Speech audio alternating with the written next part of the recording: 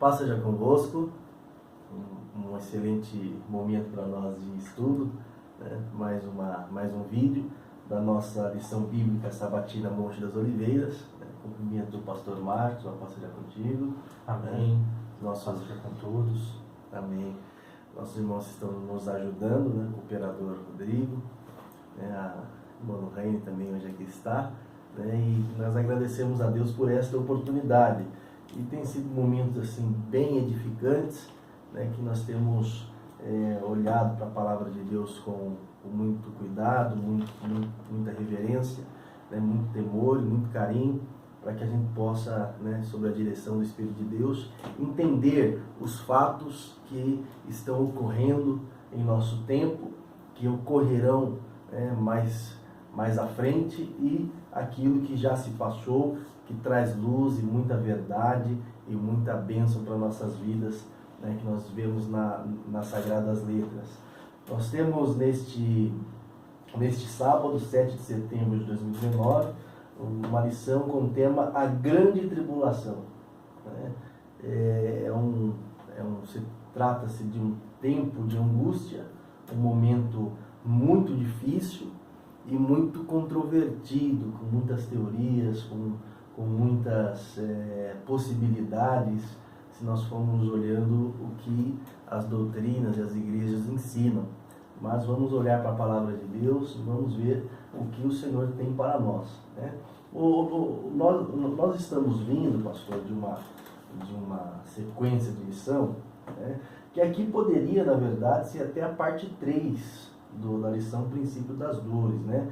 Claro que a grande tribulação ficou melhor, né, como tema, mas os versículos estão em sequência ali no discurso de Jesus, né, que os evangelistas registraram, aquele último sermão, onde ele vem falando do princípio das dores, e ele começa a falar agora de um tempo, né, mais próximo à sua vinda, né, a sua segunda vinda. Um tempo muito difícil, um tempo de angústia, mas são palavras assim muito interessantes. A Jesus, como profeta, ele se utiliza ali dos recursos que também os outros profetas tinham, né? Não necessariamente numa ordem cronológica, um fato ali de uma profecia, né, como é o caso. Ele pode dar continuidade, né, como ele faz menção a Daniel se cumprindo já em dois, três momentos. Então, quando nós olhamos para o sermão e olhamos a grande tribulação, a gente fala, mas já se cumpriu, vai se cumprir, que tempo sucederão essas coisas?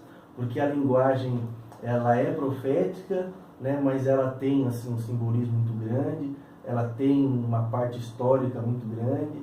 Então vamos tentar assim, né, e vamos conseguir detalhar todas essas coisas, porque na primeira, na segunda e na terceira questão, nós temos esse assunto ocorrendo, né? Jesus, ele fala que um tempo de tribulação haveria, né, e as pessoas haveriam de fugir, né? Haveria um tempo de abominação, tempo de destruição do templo, que são aquelas grandes pedras que nós estudamos, né, na lição do princípio das dores. Quais são as primeiras partes que a profecia e a palavra de Jesus, onde ela se cumpriu, né, como nós vemos aqui na primeira, na segunda e na terceira questão? Então, Marcelo, eu penso assim, eu creio que os professores devem evitar determinar certas datas, porque como você explicou, aqui há acontecimentos literais, né, objetivamente históricos, mas há também aqueles totalmente simbólicos. Então ele acaba trabalhando, às vezes, falando sobre algo que não se refere apenas a um acontecimento, né? Você até escreveu esses comentários, você usou uma palavra, você usou um termo aqui, sensus splendor, né? Que é aquela profecia espelhada, né? Então, por exemplo, a abominação da desolação, né? A gente sabe que Flávio Joséfo, quando ele vai relatar a história dos hebreus, ele acredita, ele defende que a abominação da desolação acontece quando o Antíoco Epifânio invade Jerusalém e então ele toma o templo, ele toma o altar, né, ele muda o sacrifício para sacrificar, né, um porco ali para Zeus. Então ele coloca um tempo de 3 anos mais ou menos em que houve uma paralisação dos sacrifícios como abominação da desolação. Mas Jesus, ele fala que esta abominação da desolação ainda não aconteceu, vai acontecer. Então, como a gente entender isso? Na verdade, essas profecias do capítulo 24, elas se referem a mais de um acontecimento, porém acontecimentos semelhantes. Então, por exemplo, no ano 70, o templo foi destruído. Né? O general Tito Vespasiano, que depois viraria imperador, ele invade Jerusalém, ele destrói o templo, né? Ele entra no templo com os seus cavalos, e ali fica muito claro que essa abominação da desolação predita por Jesus, na qual Jesus cita o profeta Daniel, aconteceu por aquela ocasião, né? Ele cita, inclusive ele fala sobre 2 serem tirados, sobre 2 estando no mesmo lugar, um ser tirado, outro deixado. Historicamente a gente sabe que naquela época, né, Jerusalém tinha uma grande quantidade de cristãos entre seus habitantes. E aqueles que deram ouvidos às profecias de Jesus, lembraram do que ele falou, fugiram da cidade e escaparam de tudo aquilo. Mas também Jesus ele fala que isso se refere ao tempo final e ao retorno dele, à volta dele. Então ele também fala sobre o momento que vai acontecer ainda. Nós precisamos entender isso porque Jesus ele trata do tempo do fim desde a sua chegada até o seu retorno. Então é um tempo longo, né? E nesse tempo haveriam momentos de tribulação. Haveria um momento de tribulação como houve na destruição do templo, né? E na invasão de Jerusalém, no ano 70, cumprindo-se as palavras que você citou, não ficará pedra sobre pedra. Mas também ele fala sobre uma tribulação que ainda virá, né? Uma tribulação que nós apenas estamos começando a experimentar, uma grande tribulação, uma tribulação mundial que precederá o retorno dele. É um pouco arriscado a gente falar tal evento é isso, tal evento é aquilo, né? Porque eu acredito que há muita coisa ainda para vir e se cumprir. Agora, em cima do que você falou em relação a isso, a 4ª pergunta fala sobre fatos que não aconteceram plenamente. E o comentário da 3ª pergunta fala sobre a nação de Israel. Aí eu pergunto para você, os judeus eles foram dispersos, Jerusalém foi totalmente destruída no ano 135, mas há uma esperança de restauração para o povo de Israel? Então, aqui nós temos uma palavra de Jesus sim, muito interessante, né? E vem no registro de Lucas, que é um evangelista que tem uma esperança messiânica e uma esperança em relação a Israel muito grande. Ele tem as promessas do reino de Deus, desde como nós estudamos na primeira parte, né? Ali com os cânticos de Zacarias, né? Os cânticos de Maria. Então, nós vemos ali como... E é o evangelista que mais fala dos gentios. Então, é muito interessante a gente olhar o que Lucas ali registra, porque Jesus ele fala assim, que Jerusalém ficaria sendo pisada pelos gentios. Então, até que se complete o tempo. Então, nós temos assim fatos ocorrendo, fatos muito importantes que devem chamar nossa atenção, porque como o pastor bem já explicou, nós temos um período histórico, por isso que tem que observar, né, a parte histórica que caminha junto com a parte das profecias, de 70 e 135, né, onde o templo, né, e depois a cidade foi ali destruída, a cidade de Jerusalém foi ocupada, né, os gentios ali não se referem aos cristãos, maneira nenhuma. Esses gentios realmente são pecadores, são pessoas pagãos, povos pagãos. Então, de 135 até 1948, ou ainda nós podemos colocar 1967, na Guerra dos 6 Dias, então nós temos ali um grande período onde os gentios, eles dominaram a cidade amplamente, principalmente, né, dentro do islamismo. E é uma situação tão difícil, né, porque quando nós olhamos a história ali, nós sabemos que nós cremos que Deus novamente trouxe, Ele permitiu que seu povo voltasse, né, à nação, mas esse Jerusalém ainda continua sendo pisada pelos gentios, ainda continua sendo pisada, apesar do Estado de Israel já ter um certo domínio, né? Então, ou seja, há partes da profecia, né, que ainda estão por ser cumpridas. O importante para nós é saber que está dando andamento. Se nós pensarmos assim, arredondando, né, praticamente 1.900 anos, vamos assim arredondar, né, e um povo voltar à sua terra, é algo assim sem paralelos. É um acontecimento que nós devemos olhar ele profeticamente. Ele é a figueira profética de Jesus? Ele é a figueira profética, né? Então, quando Jesus ele vai encaminhando o seu discurso, o seu sermão profético, e começa a falar de sinais, né, como aqui envolve, né, o sol se escurecerá, a lua não dará sua claridade, as estrelas cairão, os poderes dos céus serão abalados. Então, esses eventos, agora, claro, quem estava na destruição de 70, né, ou em 135, o pessoal vai pensar assim, nossa, essa palavra se cumpriu, né? Mas Cristo está falando agora usando esse termo que o pastor usou, o espelhamento ali da profecia, mas já colocando para o tempo do fim e para um tempo de angústia, a qual nós sabemos que a palavra diz assim, nunca houve, até a menção aqui a Daniel, porque esse tempo de angústia, ele é mais intenso daquilo que já se vivenciou em 70 ou em outras partes, que a profecia também faz parte. Então, aqui nós temos, né, alguns fatos aqui, pastor, que envolvem, né, desde catástrofes naturais até o ajuntamento e a confusão de nações, que promoverão assim no tempo do fim as taças, as trombetas, os últimos selos.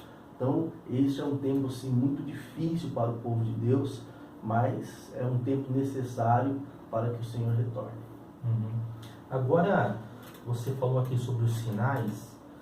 Tem denominações, por exemplo, que datam esses sinais bem especificamente. Por exemplo, o terremoto que abre o sexto selo, muitos identificam como o terremoto de Lisboa, né? Que destruiu a cidade de Lisboa no dia 1º de novembro de 1755. Já o escurecimento do Sol e da Lua, né, a Lua até virada em cor de sangue, em 19 de maio de 1780. E a queda das estrelas a uma chuva de estrelas cadentes na noite de 13 de novembro de 1833. Eu acho complicado a gente trabalhar com essas datas, né? Tem gente que tem denominações que trabalham, mas aqui realmente ele fala de catástrofes mais amplas. Sim. Né? Ao mesmo tempo eu concordo com você, catástrofes que serão literais e assim, o aquecimento global, né? E a mudança climática cada vez mais se configura, que vai acontecer nesses próximos anos, né? Já começa a nos preparar para um cenário desses. Mas também nós não podemos esquecer o componente simbólico, porque lá no Apocalipse, Jesus ele fala que nas suas mãos estão 7 estrelas. Depois ele esclarece quem são as 7 estrelas. São os anjos das igrejas. Então ele fala depois, os poderes dos céus ou as estrelas do céu serão abalados. Ele fala também que nesse tempo final haverá falsos cristos e falsos profetas. Ele fala sobre sol também, sol se escurecendo. O sol, se você pegar o símbolo, né, do sol como Cristo, como a verdade se escurecendo, ou a lua transformada em sangue como a igreja sendo perseguida. Muitos falsos cristos, que são mensagens adulteradas do Evangelho, e pegar a queda da igreja, tudo isso faz sentido no campo simbólico dos tempos do fim.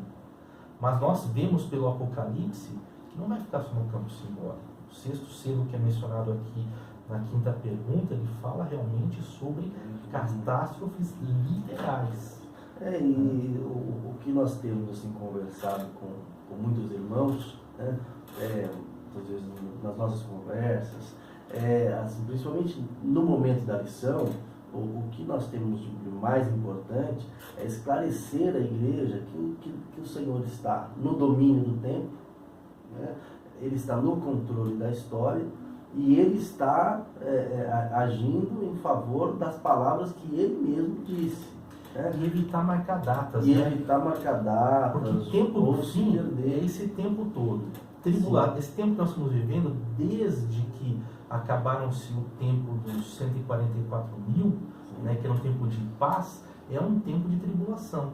Então, nessas questões, vamos orando, né, como o pastor já disse no vídeo anterior, né, para que a gente possa assim, ter mais momentos de elaborar estudos, mas aqui cabe nós ficarmos na parte mais assim, devocional, da vigilância, do alerta, e de temer esse Deus que está no controle de tudo, né?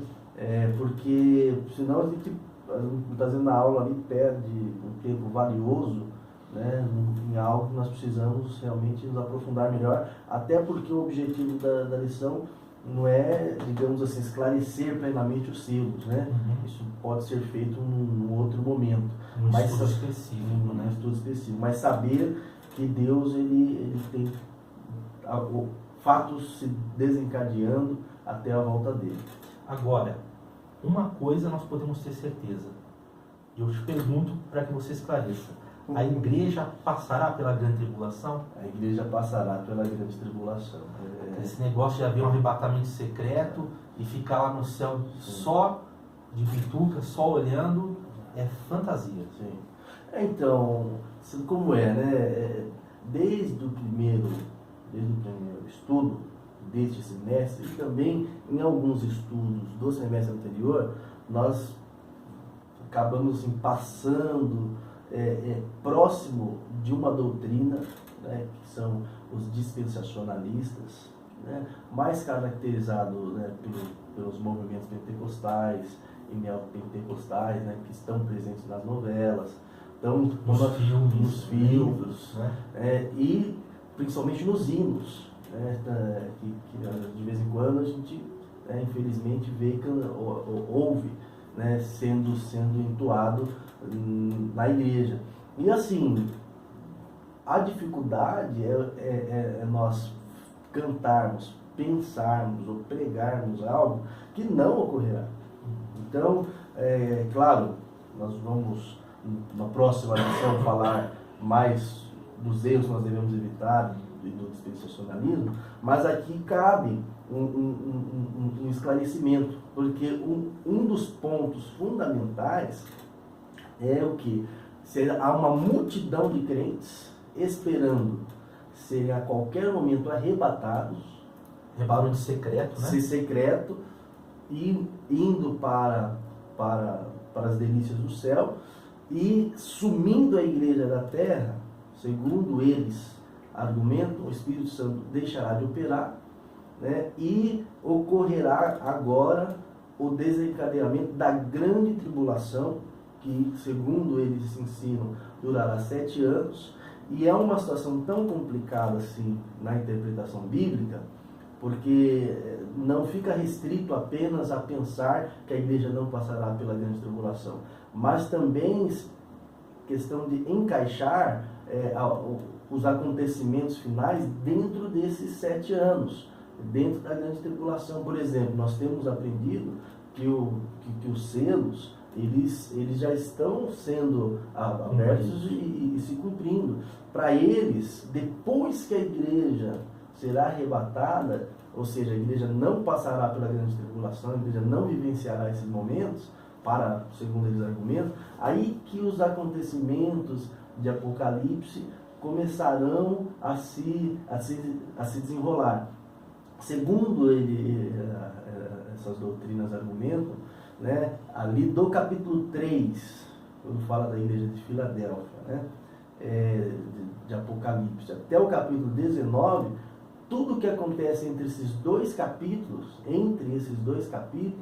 acontece dentro do período da grande tribulação, né? Então as taças, as trombetas e os selos e a abertura ali que João viu no céu com os anciãos. Então acaba restringindo a interpretação, né, das profecias para este momento, ensinando uma grande mentira, que é milhões de crentes esperando sumir a qualquer momento para fugir da grande tribulação. E não é isso que a Bíblia ensina. A Bíblia ensina que a igreja passará pela grande tribulação. A igreja, ela vivenciará esses momentos.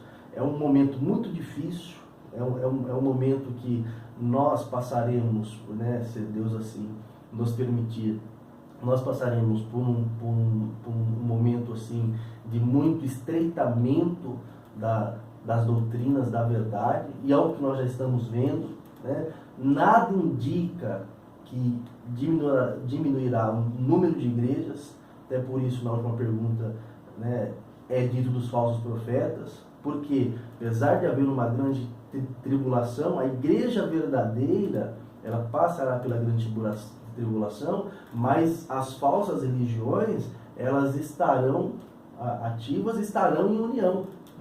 Então,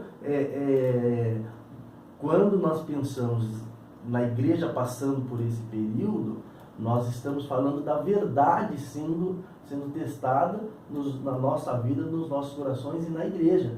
Porque quem estiver com a mentira, não é que ele não passará por tribulação, porque será um momento de angústia sobre todas as nações. Mas espiritualmente, né, a pessoa, ela terá benefícios porque ela estará numa igreja alinhada com o mundo, né, e caminhando com o mundo. Já a igreja verdadeira passando pela grande tribulação é um momento de angústia muito grande para o povo de Deus.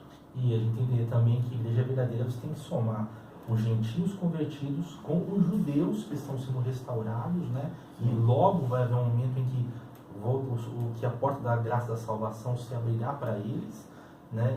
E eles vão fazer parte dessa igreja, né? Eu acho que é importante que fique bem claro, e os professores devem insistir nisso: ninguém será deixado para trás, sem dúvida, né? A Bíblia fala: todos os olhos o verão a respeito da volta de Cristo, até mesmo os que o transpassaram. Então, não dá para entender que haverá um arrebatamento secreto. Em ponto algum, a Bíblia fala sobre isso. Essa expectativa de um crente viver esperando sumir a qualquer momento é antibíblica, uma expectativa que não existe biblicamente. A Bíblia não incentiva esse sentimento de sumir, né? Mas nós vamos ter mais tempo para esclarecer. Importante para nós aqui é saber que nós temos um Deus que livra no perigo. É assim que nós vemos tanto no chamado Antigo Testamento como no Novo Testamento. O Senhor livra a igreja dele no perigo e não do perigo, né? Como Paulo diz: ao soar da última trombeta, né, os que estiverem vivos serão transformados num piscar de olhos, os que estiverem mortos ressuscitarão, e todos subirão juntos aos ares para estar com Cristo, né? E não um grupo vai ser privilegiado no arrebatamento secreto, sim, depois vai vir um outro grupo. Isso não é bíblico. Até porque depois isso vai desencadeando outras consequências, né? O milênio na terra com o povo e a igreja no céu já vivendo uma espécie de eternidade. Então essa diferença ela vai gerando outras consequências, outras construções, porque a mentira, para ser alimentada, ela precisa de outras mentiras para fazerem uma certa coerência, para terem uma certa lógica. Então, nós realmente temos que evitar hinos que tratem desse assunto, nós temos que evitar pregações que tratam desse assunto, porque gera uma falsa esperança no povo de Deus. Filmes, né, que falam sobre ser deixado para trás. Né? Esta última novela, por exemplo, mostrou isso aí. Né? Inclusive, até eu vi um vídeo esse dia que aproveitar que o pastor daqui, né? Um dos que ficaram foi o próprio pastor, né? Pastor. Geralmente, todo vídeo, o pastor fica. O pastor fica, né? Está ótimo. Mas, irmãos, esperamos que todos tenham uma ótima aula. Agradecemos a todos que estão conosco. Continuemos orando, né? E falando a verdade, né? Paz seja convosco. Amém. Paz seja convosco.